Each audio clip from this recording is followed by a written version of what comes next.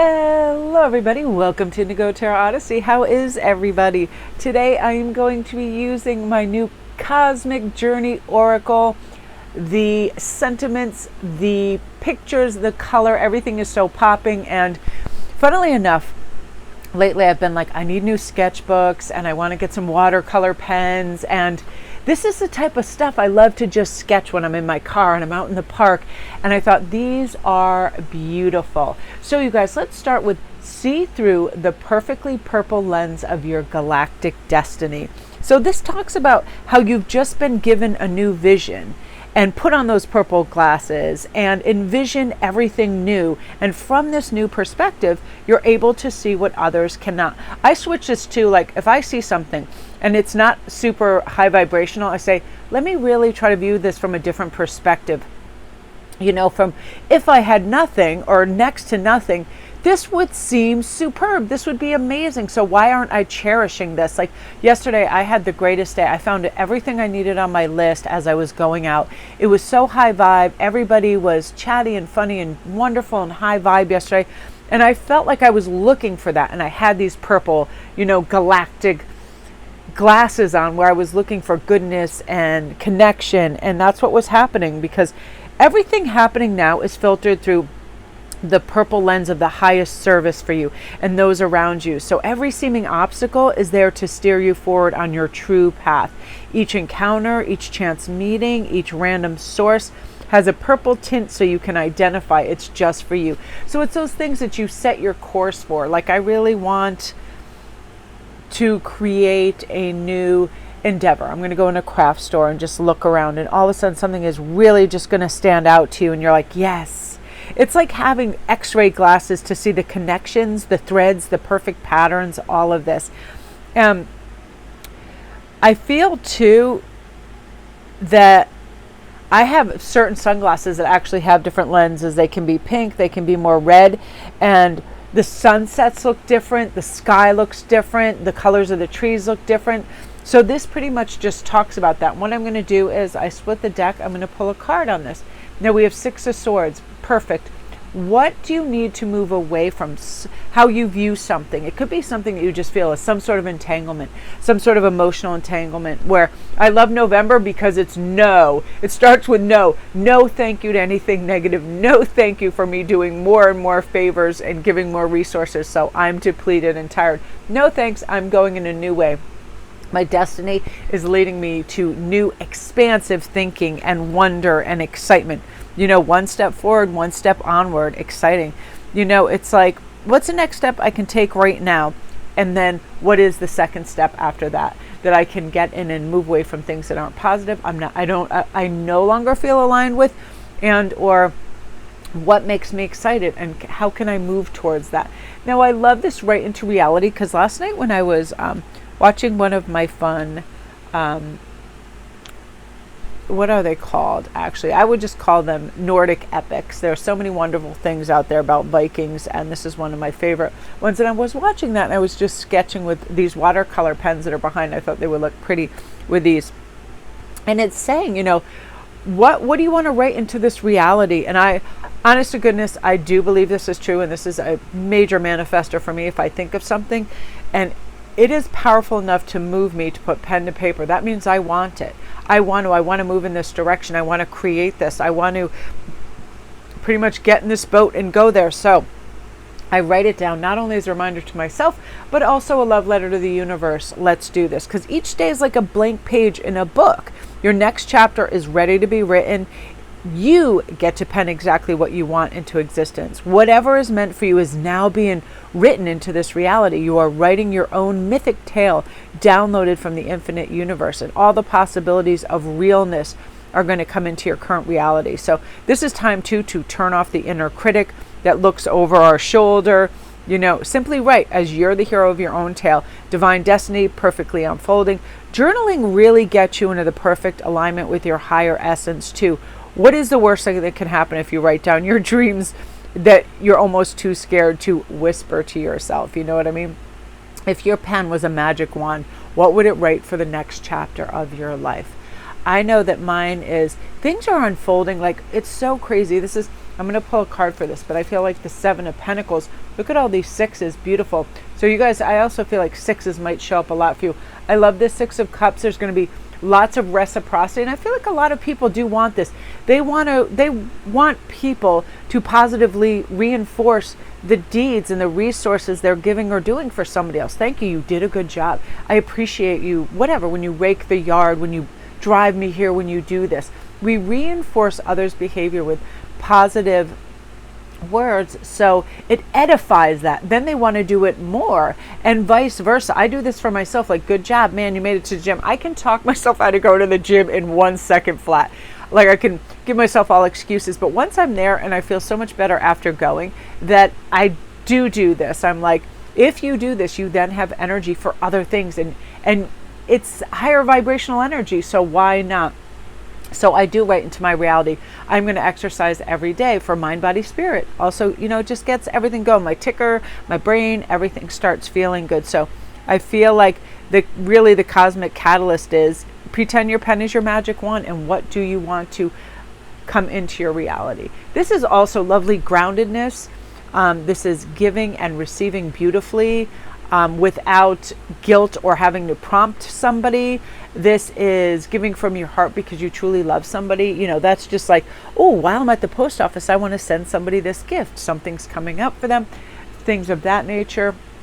Putting fresh flowers in your home, that's also like edifying the fact that you deserve that. I love whenever I get a new plant, I get so darn excited, and I keep checking on it, make sure the water levels are good and rotating it, that sort of thing, living things. I just love that. So what do you want to write into your reality? Whether it is something like, oh, I want to have have you ever had that picture of just the most gorgeous Christmas tree? All the gorgeous trimmings and everything done well, not just slapdash thrown on there. I started collecting some really great ornaments early in this season because I want to have some fun ornaments that represent interests of each of my families. I already got one for Hagen, which was this golden and green fish at the end of a fishing pole. I love that. Things of that nature. Those are things I want to write in my reality. A great holiday season that's unhurried and unharried. So write down a couple of things today. Get that magic wand out. Get those pens out. And right now, I was blown away by these. These are everywhere. These are watercolor pens, so they work like regular markers. But then when you add a brush with water, the wash becomes soft, and they become watercolored ink, and it's so fabulous. I love it. I love the premise of that. And I had always worked in oils and acrylics and thicker paints, and then one day I just saw this painting, and I was like, ooh, I want to start working in watercolors, and I love them. So this brings us to this, and I love the artwork in this. Your effortless effort is fully required. I love that word, effortless. Oh, it was effortless. And so many things in our lives can absolutely be effortless if we just slow down. Yeah, look at this Nine of Cups. How do we bring joy, enlightenment, and silliness, and frolicking, and effortlessness, right? This is like, my cups are full, and I'm going to share, and we're going to celebrate.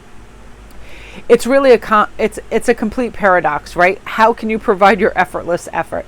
As you play with all these concepts you encounter, you'll start to develop a sense of when to push and when to just allow. There's a dance of action and surrendering, of doing and being, and by putting your full heart in 100% effort into something, you actually win. Because putting in the work, it's from a true place of meaning, that in itself is its reward, right? Don't you have a good time when you're just painting or you're beading, whatever it is? It's the only attachment to results that create disappointment, right? Frustration, whatever, like, oh, this better come out perfect, and I better not drop a stitch when I'm knitting, all of this, like, who cares what it comes out? The actual knitting is wonderful. This as well, and I feel like this really kind of substantiates the holiday mood, right? Who cares who is having a rip-roaring fun time? If you have provided the food and the establishment, people's moods are their own. Just leave them to it. You don't have to have everybody happy every moment. It's like, that's their business. But you have set it up for success. What people want to do with it, that is their business.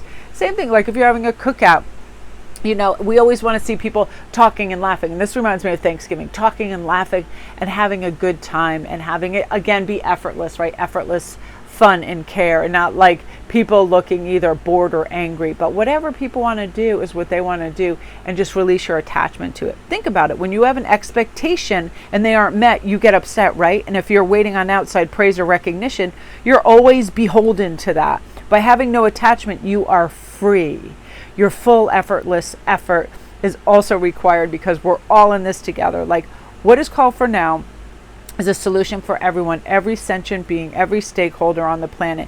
It's just like, I wish well for everybody. I hope everybody has a gentle season and they get on. And then we just release it. And this is true for family. You know, I heard this thing yesterday and I was like, oh my gosh, it's so true. And it's like, and I feel like this is for friends and family. We're only as happy as our unhappiest family member or child, right? Like, if we're thinking of them, all of a sudden our mood can just be like, oh.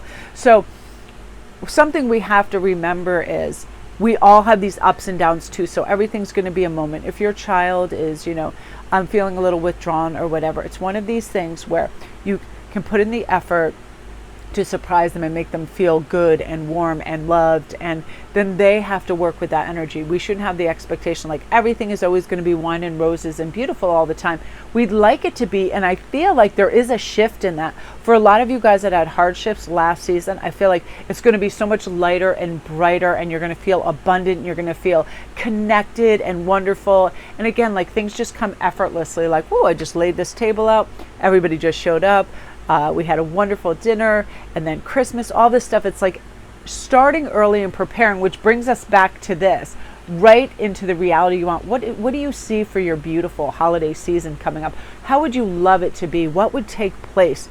And how could you make this happen? So something I want to do for you guys right now too, is just why I'm talking, is just give you a little flip through of some of these. Now, I have an amazing, like, wonderful gift at finding exactly what I need when I just ask the universe. And this happened yesterday. I was like, you know what, universe, I would really love like a new oracle deck. And this is crazy. And I also could not find my good, what is it? It's just the Good Tarot, right? Yeah, my Colette Baron Reed deck. I go into Marshall's to go pick up a scarf, and I find the Cosmic Journey Oracle. I find the Good Tarot. And for whatever reason, they're marked at the lowest possible cost that I think you could get them at. They're like, you know, the Good Tarot was like $16.99. My other two decks were like $14.99 and I think $12.99. And I was just blown away, because look at this. I just love the artwork in this. And I'm really excited to use my pens to sort of emulate some of this in my own, you know, kind of, in my own, wait, is this right set up? Oh, there we go. In my own kind of like ideas and scope of the world. Sometimes I like to just sit outside and then see things. I love this soul giraffe. I don't know why some of them are upside down. I guess I was looking at them yesterday. But I swear, I've just found everything I was looking for. And I'm really excited because tomorrow I'm going to be working with these.